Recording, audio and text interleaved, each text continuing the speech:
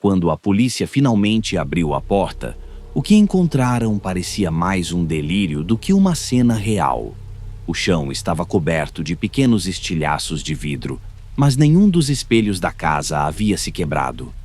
No centro da sala, uma poltrona virada para a parede refletia uma imagem impossível.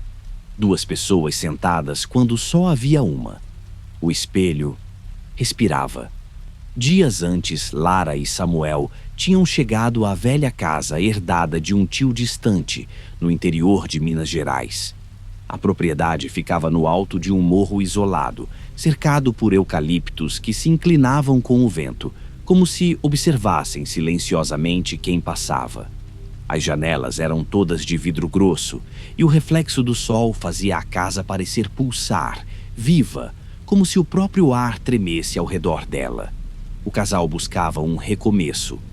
Lara, professora de literatura, acreditava que aquele isolamento traria paz após anos de cidade grande.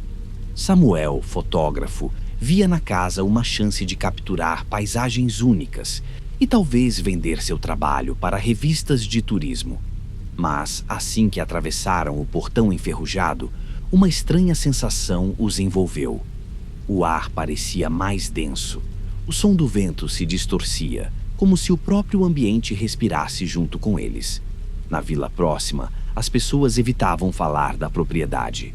Uma senhora no mercadinho apenas murmurou: "Vocês vão para a casa do vidro?" E, sem esperar resposta, fez o sinal da cruz e se afastou. Na primeira noite, o som.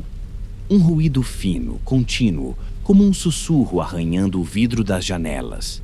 Lara acreditou ser o vento, mas Samuel se levantou para conferir. Do lado de fora, nada. Apenas o reflexo da casa no escuro. Perfeito, exceto por um detalhe. No reflexo, Lara ainda estava de pé atrás dele, mesmo quando ela já dormia na cama. Quando ele piscou, o reflexo sorriu. Na manhã seguinte, a luz atravessava os painéis de vidro, projetando reflexos pela casa inteira. Mas algo estava errado. As sombras não se moviam como deveriam. Samuel notou que o reflexo de sua mão no espelho da sala se movia com um pequeno atraso, como se algo do outro lado estivesse tentando acompanhar. Ele riu, nervoso. "Coisa da cabeça", murmurou. Mas quando se virou, percebeu. A marca da sua mão ainda estava ali, impressa no vidro, pulsando levemente, como se tivesse deixado algo para trás. Lara, ao notar o comportamento inquieto do marido, decidiu explorar o porão, uma parte da casa que o testamento do tio descrevia como proibida de ser aberta até o entardecer. Lá encontrou uma caixa antiga, envolta em pano e poeira, com uma fotografia desbotada. Um homem parado diante do mesmo espelho, décadas antes. No verso rabiscado à mão: "Se você olhar por tempo demais, ele aprende o seu rosto." Nos dias seguintes, Lara passou a sentir que a casa parecia observá-la. Cada superfície refletia não apenas imagens, mas fragmentos de algo mais, expressões que ela não fazia, movimentos que não lembrava ter feito. Às vezes, enquanto lavava a louça, via seu reflexo sorrir alguns segundos depois. Outras vezes ele permanecia imóvel, mesmo quando ela se movia. Samuel começou a registrar tudo com sua câmera. Queria provar que era apenas uma ilusão. Mas as fotos mostravam coisas diferentes do que ele via. Em uma imagem, Lara aparecia dormindo na cama, e ao fundo, no espelho do quarto, havia uma segunda figura dela, acordada, observando a lente com os olhos completamente pretos. A tensão entre eles cresceu. Lara passou a ter pesadelos com o tio, preso atrás do vidro, batendo desesperado com as mãos até sangrar. Em cada sonho, ele repetia a mesma frase: "Não olhe por muito tempo. Ele precisa de rostos novos." Uma noite, enquanto Samuel revisava as gravações, percebeu algo. Em um vídeo filmado na sala, ele aparecia sentado, editando fotos. Mas o reflexo na janela, atrás dele, não estava editando. Estava olhando diretamente para a câmera. Quando deu pausa no vídeo, o reflexo piscou. A partir desse momento, tudo piorou. As janelas começaram a embaçar de dentro para fora. As paredes vibravam em silêncio e o ar tinha cheiro de ferro. Lara ouviu o som de passos no corredor, mas ao abrir a porta, viu a si mesma parada no final do corredor, imóvel, com o olhar vazio. Ela gritou. Samuel correu até lá, mas nada encontrou, além de um espelho pendurado onde nunca havia estado antes.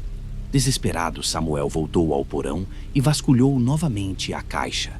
Dentro, encontrou um diário antigo do tio, com páginas amareladas e frases cortadas por riscos de tinta. O vidro não reflete, ele copia. Toda imagem precisa de uma origem.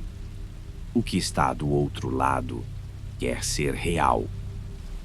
Naquela noite, o casal decidiu cobrir todos os espelhos com lençóis. Mas, ao acordar, perceberam que nenhum pano estava mais lá. Todos haviam sido arrancados e deixados no chão, como se alguém os tivesse retirado de propósito. Samuel pegou a câmera e tentou filmar o momento do amanhecer. Quando olhou para o visor, viu algo impossível. Ele mesmo, dormindo na cama ao lado de Lara, enquanto segurava a câmera. A gravação tremia. O reflexo na lente sorriu, e a voz de Samuel, mas não a dele, sussurrou: "Agora é a minha vez de ver daqui de fora." O espelho do quarto estremeceu. Uma rachadura fina surgiu bem no meio, e do outro lado, alguém respirou. Naquela madrugada, o som do vidro se tornou insuportável. Não era mais um sussurro. Era um coro, como se dezenas de vozes falassem ao mesmo tempo, vindas das paredes, do chão, das janelas. Lara e Samuel se abraçaram no escuro, tentando ignorar o som que se tornava cada vez mais humano. De repente, todas as luzes da casa se acenderam sozinhas. O reflexo do casal surgiu em cada superfície, nas janelas, no espelho da cozinha, até mesmo na lâmina das facas. Mas havia algo errado. Os reflexos não os imitavam mais. Lara se moveu lentamente para trás e viu seu reflexo sorrir. Samuel levantou o braço e seu reflexo permaneceu imóvel, olhando para ela com um olhar vazio, antigo, como se ali dentro houvesse algo que a observava desde o primeiro dia. O espelho da sala começou a tremer. Do outro lado, uma figura indistinta se formava, alta, feita de sombra e brilho, com olhos de luz branca. Lara tentou correr, mas o chão parecia prender seus pés. Samuel gritou seu nome, mas a voz saiu abafada, como se o ar ao redor tivesse se tornado líquido. Então, o vidro se rompeu, não em estilhaços, mas em silêncio. O som foi engolido. A sala ficou submersa em uma névoa densa, e por um instante, Lara viu ela mesma do outro lado do espelho, observando calmamente. A cópia levantou a mão e tocou o vidro. O reflexo sorriu, o mesmo sorriso atrasado que ela tinha visto nos primeiros dias. Quando Lara encostou sua mão na superfície fria, tudo se apagou. Na manhã seguinte, os policiais encontraram a casa intacta. As janelas limpas, os móveis organizados, nenhuma marca de arrombamento. Mas em cada espelho havia duas figuras refletidas, uma delas sorrindo, a outra imóvel. O relatório oficial descreveu o caso como desaparecimento inexplicável.